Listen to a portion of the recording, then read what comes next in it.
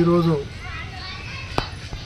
Bodhan constituency Renjal మండల్లో Renjal library visit చేయడానికి వచ్చిన. ఇక్కడ వచ్చే వరకు సెక్రటరీ ఎవరైతే అక్కడ ఉండే స్టాఫ్ ఒకతనే ఉన్నాడు, ఇంకో అతను మరి ఎందుకు రాలేదు తెలియదు, దాని గురించి ఎంక్వైరీ చేస్తా. ఇంకోసారి ఇలా డిలే చేసినట్టయితే ఎవరిపైన యాక్షన్ తీసుకోవడానికి నేను రెడీ ఉన్నా.